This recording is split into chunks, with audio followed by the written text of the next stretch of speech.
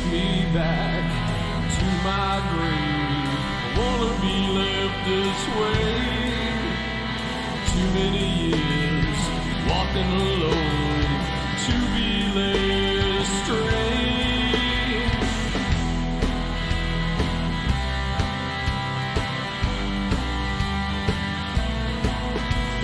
Take me back to my grave. I wanna be left this way. Too many years walking alone to be led astray. I didn't leave my home this way. I see now I should have stayed. I spent too long drifting alone. Now I know why my baby's gone. Yeah, she's gone.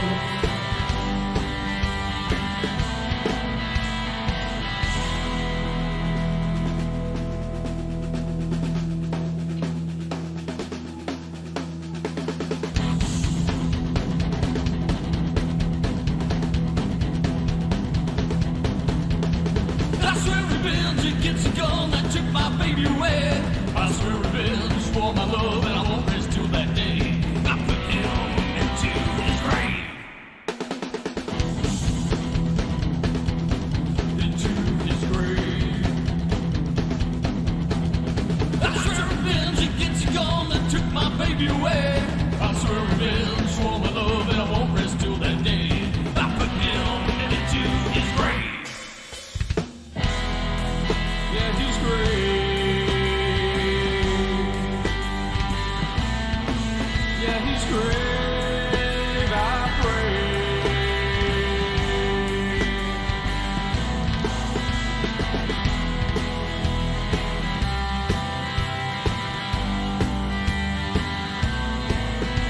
I didn't leave my home this way. Now I see why I should have stayed. I spent too long drifting alone. Now I know why my baby's gone away.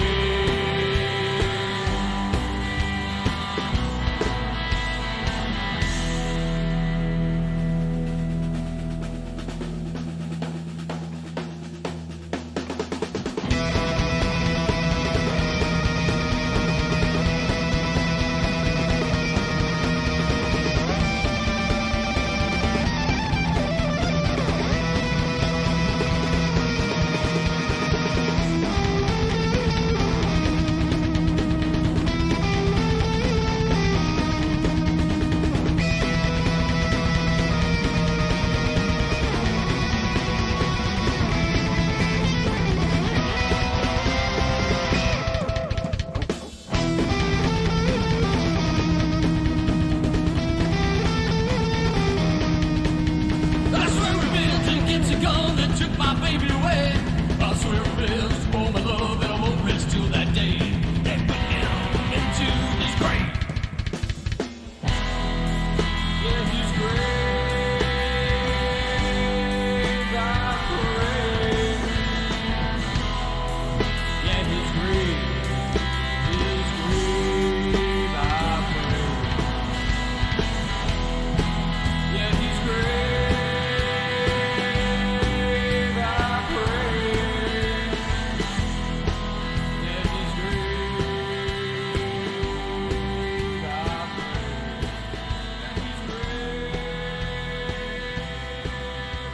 pray.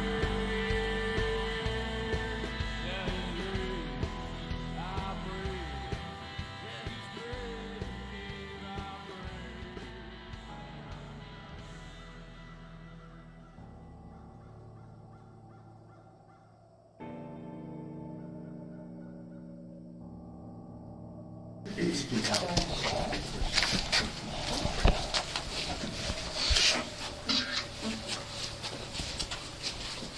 All right, guys, who can tell me the difference in the room that you're in now compared to the room that you just left? Colder? Colder? Smaller? It's a single. We know that from one closet. A lot of people think, well, this must have been for the patient that could afford to stay in a private room, and that makes sense. but that would not be right. Remember, they thought fresh air, sunlight, and good food was going to be the cure. Yet on this side of the hallway, there's one tiny window, very little ventilation, very little sunlight. Patients knew when they was being wheeled into these rooms, there was absolutely nothing else they could do for them at that point. They would come in a couple times a day, try to keep them comfortable, but this would be the last room they'd be in before they sent their bodies down to the morgue. Okay. Follow me, please. And a lot of people that come to Waverly already know some of these stories. This is the floor that we most commonly see a little guy that we call Timmy. Timmy is an apparition, a little boy, about 4 or 5 years old. And it is true, if you're on an overnight or half night, you can bring in a little toy ball, sit very quietly in the hallway and roll your ball down the hall. Now, I can't promise you it's going to happen every single time, and I can't promise you it's going to happen quick. In fact, one night we sat here for about 45 minutes. We didn't think anything was going to happen, so as I was getting ready to move my group to the next location, we decided to start standing up, and as soon as we did, we hear a noise coming from down the hall. We stop and shine our light. Sure enough, here comes the little ball that we'd rode down the hallway, rolling back down toward our group and stopped right in the center of the hall. Something else we see in this hallway from time to time is an apparition of a man and a white dog. Now, I will tell you that I have not seen the man myself on this floor, but I've seen the dog on several occasions. And I've seen the dog show up in photographs when people's taking pictures down this hallway. They could show me a dog on their LCD screen. Just a little white, medium-sized white dog. There was a homeless man and his dog killed right there in the elevator shaft to your left about 2 decades ago. And they seem to think it's still them that are roaming the halls here. Also, we ask you not to wander off, and we ask you that for several good reasons. First of all, we don't want you to get hurt. Secondly, there's a story that happened right here on the 3rd floor a couple of years ago.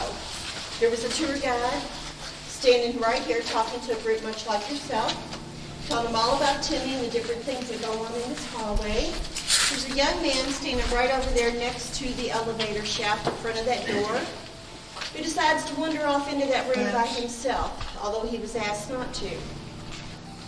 Now, he wanders off into that room, and he was in there for, I'm sure, a very brief period of time. Suddenly they hear a blood-curdling scream. This young guy comes flying out of that room, shoving people over, knocking people down. It's just people falling everywhere here in the middle of the hallway. He knew he'd come up some stairs right down the hall there, and that's the stairs he's looking for to get back out of the building. Well, the guys in the back of the tour take off after him, and they catch up with him. He wanted out of this building. He wanted nothing else to do with it, so they walked outside with him. They sit him down and asked him what it was that he'd seen. He said when he went into that room, again, that's an L-shaped room that goes in behind that elevator shaft. He said when he went into that room, he'd seen a very tall figure standing in there. And as he turned and started to run from that room, he said that thing whipped around and looked at him, and he could see no eyes. Now, I still know this young man. He's in his mid-30s. He still comes to Waverly on occasion, just a couple times a year. He's never stepped foot back in this building. He says he never will. And he still says this story is 100% true. So I'm going to let you go in and look for yourself in just a minute. But there's a couple of conditions. Please keep all flashlights off out here in the hall and in that room, please. And yes, you may take a picture if you'd like while you're in there. And please go in very small groups of 5 or 6 because it is a tiny room.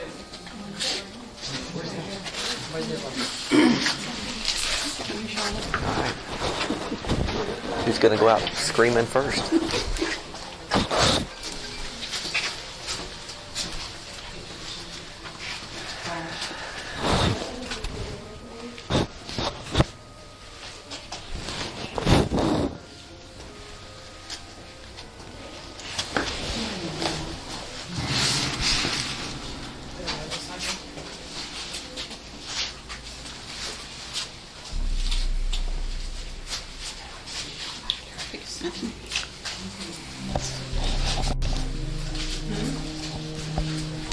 Do we hear any voices on the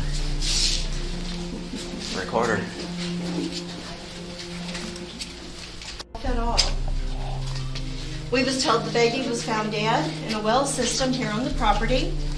We think it was a cover-up for an abortion that went bad and that someone else hung her hair.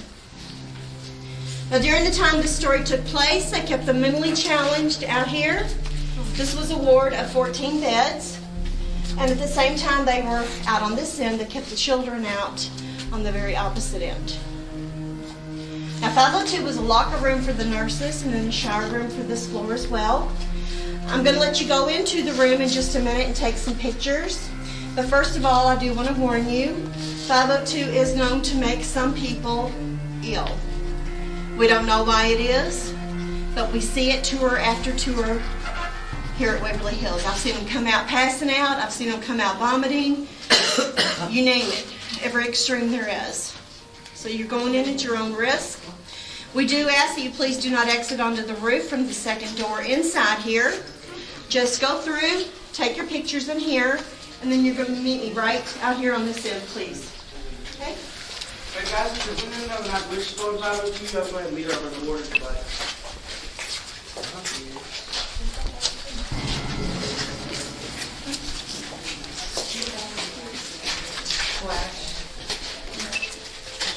Flash.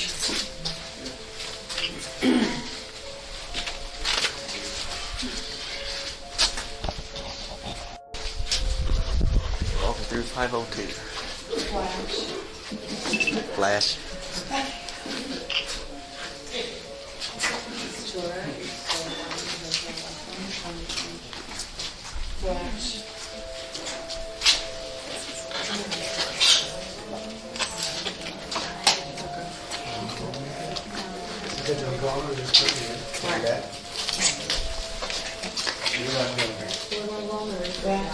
No, we're going on the roof from this room up here. Flash. Wanted to get you in a picture.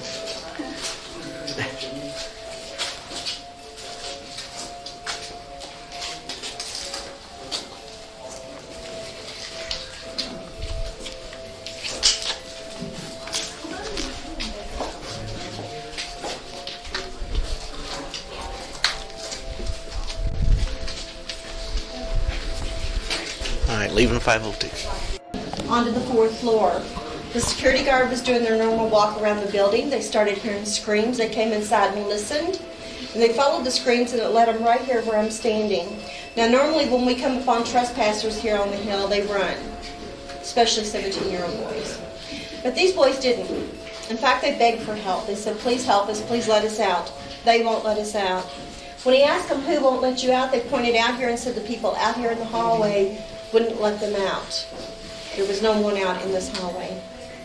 Those boys had an axe on them that day that they had used to break in the building with. Had been using the same axe on this metal door, trying to get it to open. They couldn't get the door to budge. The security guard walks over as simple as this and says, well, what do you mean they won't let you out? Here's the marks left from the axe. And with that, welcome to the fourth floor. Now, once you enter the fourth floor, I need every light, every flashlight, every camera, everything must be turned off on the fourth floor, please. Come inside, make a left, and meet me right down the hall.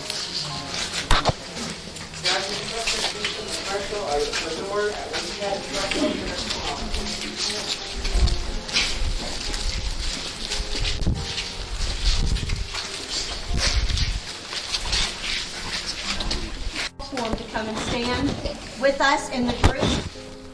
Come and rub your face, your hat, knock your hat off your head, tug at your shirt. All of these things have happened on numerous occasions. So we're going to be very quiet as we watch down the hallway. If you're in the back of the group and you cannot see up here, you can turn around and Josh and Brian will do the same thing with you down on that end that we're going to be doing down on this end. Go ahead.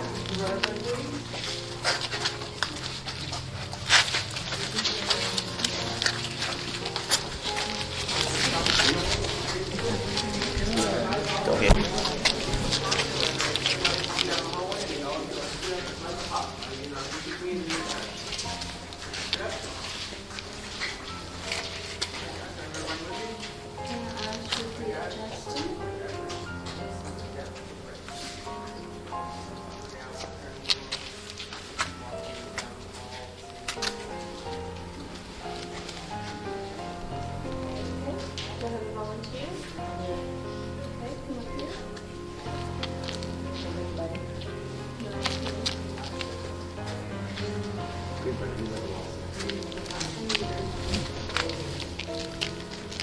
arms out at your side, but then pause, I'll tell you to come back. Put your arms out at your side.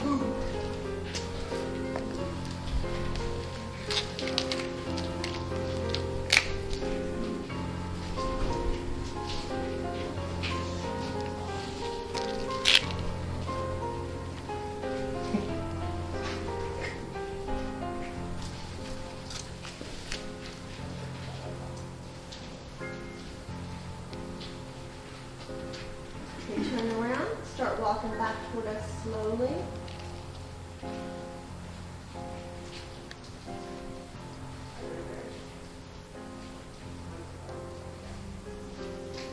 Stop right there. Stand still. You'll notice she's standing still. If you watch the wall beside her, you will see something moving.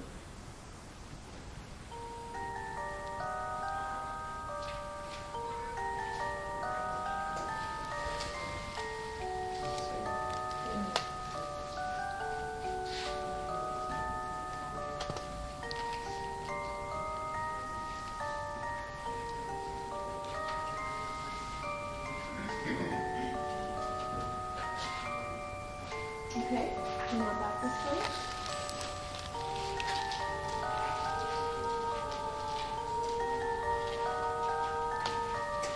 Someone else?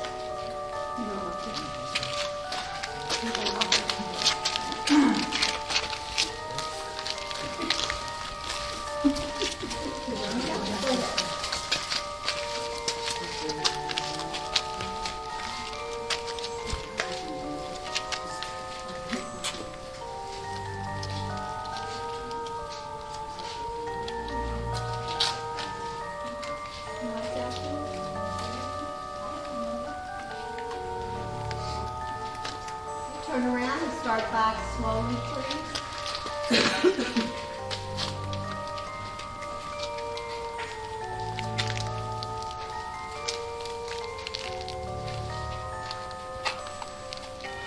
Stop right there. Stand still.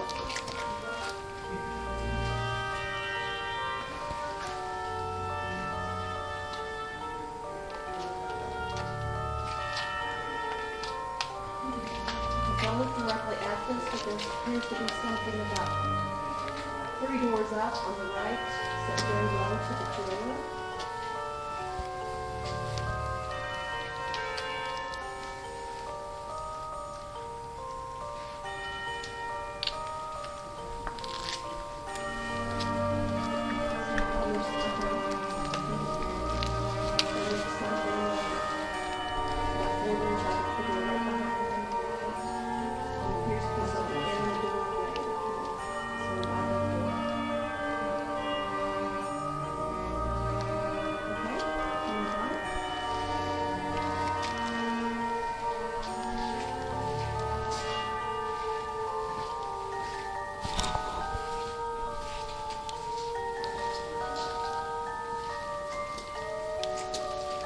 Someone else?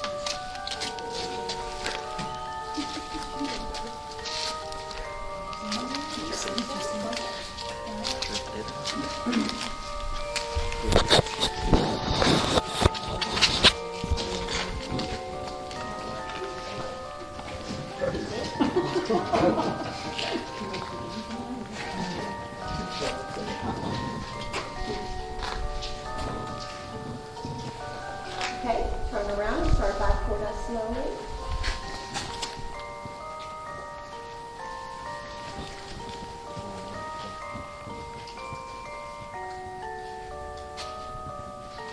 Stop right there for me. Stand still.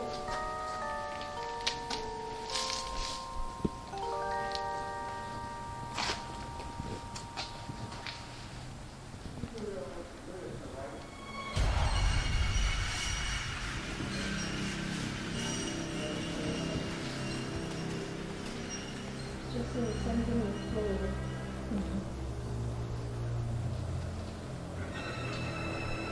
Something in the room with the end goes back to the door. If you're not sure, you see something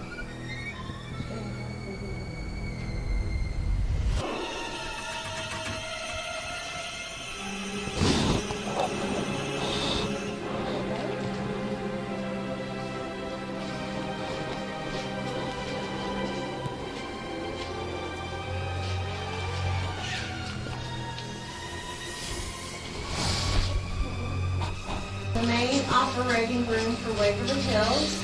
Don't let me blind you, but I'm going to show you the light attached above us there. We had a lot of people die in this building, thousands and thousands. And of course, it makes us wonder how many died in this very room. There were a lot of procedures they did before they found a cure for tuberculosis. One of those you've seen downstairs on the earlier footage, which was the pneumothorax, which they still practice today for different reasons. But what they did in this room was a terrible last-ditch effort to save their life, and this was called therapoplasty. And this is where they would cut you from the base of your neck all the way down your back to your waist, around both sides of you evenly, and open you up and literally sawing out up to 7 ribs. This only had a 5% survival rate. Not good odds. In the mid-1940s, streptomycin was finally discovered, and they started treating patients with injections. People were getting well, going home, discontinued, up until 1961, at which time there was relatively few people left in this building, which was a good thing, but they couldn't run a building this large with only a few patients. So they closed this one down and moved the ones that were left to the much smaller Hazelwood Hospital here in Louisville.